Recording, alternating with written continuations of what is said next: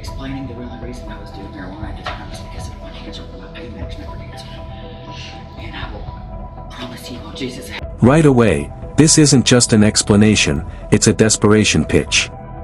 Bringing up illness, pain, even invoking faith, that's a classic courtroom moment where emotion meets accountability. But here's the real question, does sympathy outweigh violation?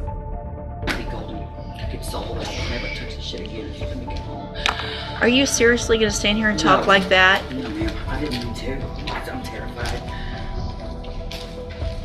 I'm so sorry, ma'am. Okay, so Ms. Williford, in cause number 24, DCCR 1720, I have a motion to revoke your unadjudicated probation.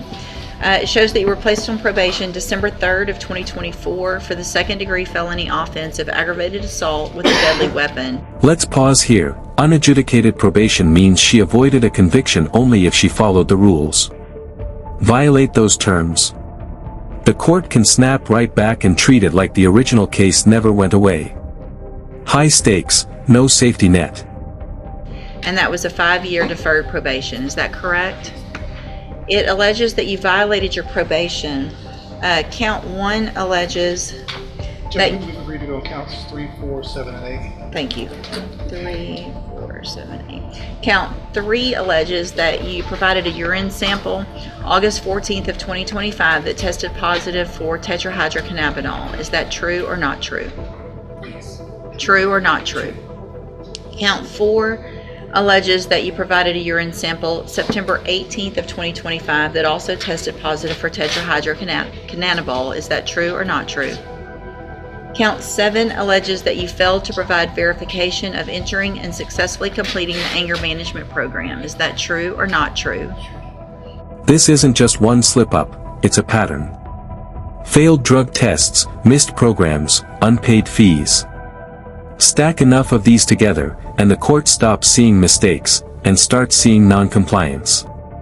So ask yourself, at what point does struggling become ignoring the system? And then count 8 alleges that you are behind in your court-assessed fees as of September 18th, 2025 in the amount of $688. And is that true or not true? Did you enter your pleas of true to counts 3, 4, 7, and 8 freely and voluntarily? And did you plead true to those counts because they're actually true? I have here on the tablet some documents that have your signature on them that the state has marked as exhibit number 1. Before you signed these, did you go over them with Mr. Rojas? Do you fully understand them? And do you understand, if I follow this agreement that you've made with the district attorney, that you'll be waiving or giving up any right to appeal? Yes. Speak up, please. Yes, ma'am.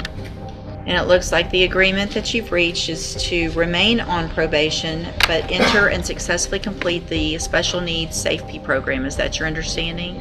And we've got probation here with us today. And is that the recommendation from probation as well? Yes. Okay. I am inclined, if I follow this agreement, to extend the probation by some amount of time, just based on the allegations and the time that'll be spent there. So I want to make sure there's plenty of time after that she has still on probation. State tenders number 1. No objection. It's admitted. Is there any evidence that Ms. Williford is not competent? There you go. All right, ma'am, I'm going to find that you entered your pleas of true to counts 3, 4, 7, and 8 freely and voluntarily. Find sufficient evidence to find you guilty and revoke your probation, but I'm not going to do that today. It looks like there's some, everybody's willing to work with you, but I want to make sure you understand that we're going to send you to the special needs safety program as a condition of your probation. I'm going to extend your probation by 1 year, and this is going to be, hopefully, listen carefully to what I'm saying. Now this is the twist. The judge legally could revoke everything right here, but chooses not to. That's not leniency, that's a calculated second chance. And in court, second chances come with one warning label: they expire fast. Okay? Because this is the second chance you're being given, and there will not be a third. So you need to take advantage of every opportunity that is being given to you. You're going to get help with drug abuse, you're going to get help with mental health, with everything you need to be successful when you get out of safety. If at that point you don't follow through and do what you're supposed to do, you're going to be back in here and you're going to be looking at going to prison for up to 20 years. That right there. That's not just advice, that's a line in the sand. The judge is spelling it out in plain terms: follow the program, or face decades behind bars. No confusion, no gray area, just consequences. Do you understand? You okay? Are you okay? You're getting white. She's getting white. I had a statement prepared for you, explaining the real reason I was doing marijuana at the time was because of my cancer, my pain management for cancer. And I will promise you on Jesus' heavy golden good soul that I'll never touch this shit again until we get home. Are you seriously going to stand here and talk like that? No, ma'am. I didn't mean to. I'm terrified. I'm so sorry. I just didn't know that's how much trouble I'd get into. You're on probation for a second-degree felony, an aggravated assault with a deadly weapon. Yes, ma'am.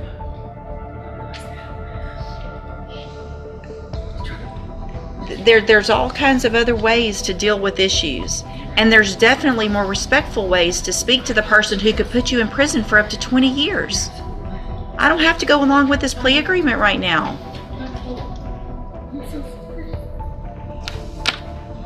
Okay. I'm handing you the trial court certification that shows this was an agreement that I followed, and so you've waived your right to appeal. Go back with the bailiff. See, Mr. Jones, in cause number 25 DCCR 0523, you're charged with a first-degree felony offense of murder from April 28th of 2025. And what that means, sir, is that if you go to trial and you're found guilty in that offense, the range of punishment would be between 5 years and up to 99 years or life in prison. Do you understand the range of punishment? And then in cause number 24 DCCR 2431, you're charged with a state jail felony offense of unauthorized use of a vehicle from October 15th of 2024. What that means in that case is that if you go to trial and you're found guilty, the range of punishment is between 6 months and up to 2 years in a state jail prison. Do you understand? And then in cause number 25 DCCR 1352, you're charged with a first-degree felony offense of aggravated robbery from September 18th of 2024. What that means in that case is if you go to trial and you're found guilty, the range of punishment is a minimum 5 years up to 99 years or life in prison. Do you understand?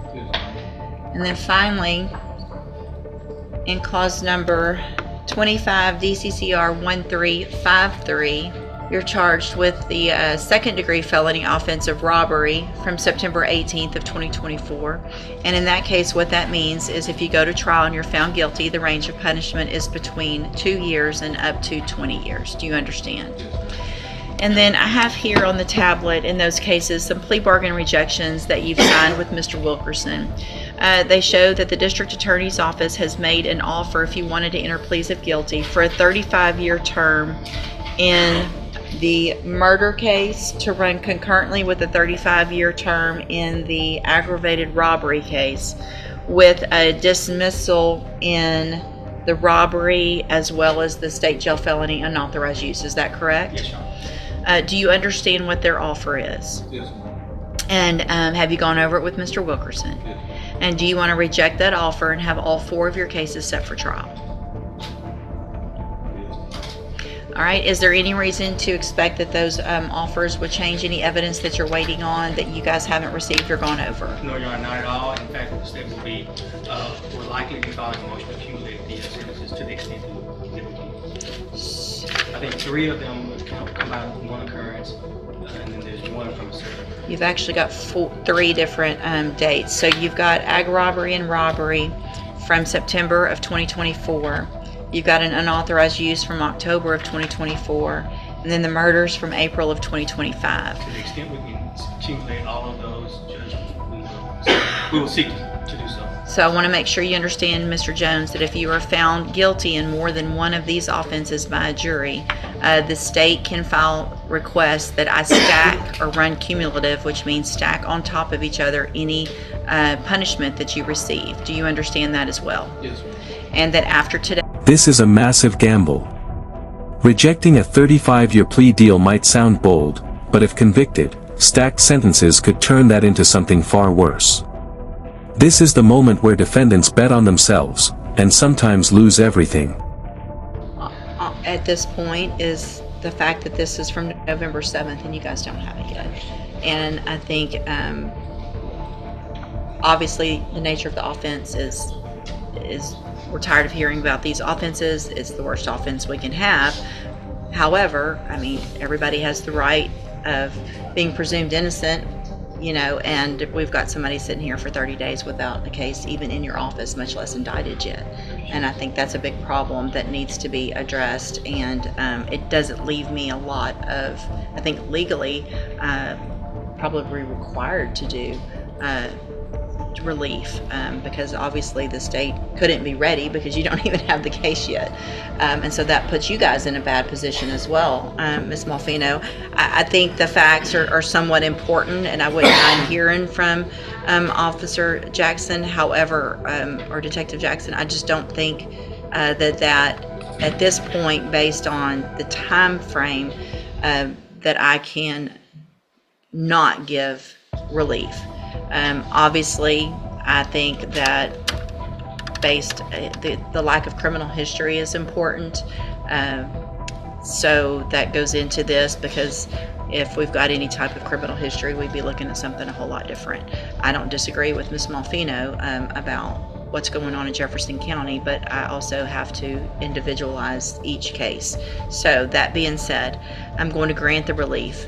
I am going to reduce the bond in this case to $500,000. Condition of that bond, if made, or conditions of that bond, if made, are that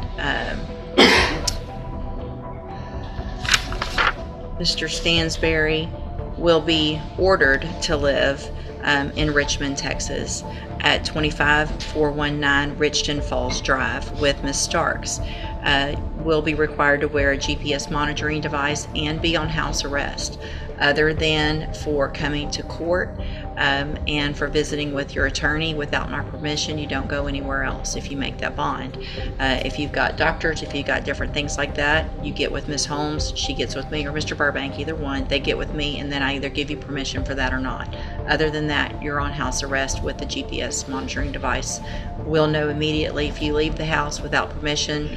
The bond will likely be what it is now, if not more, if that happens.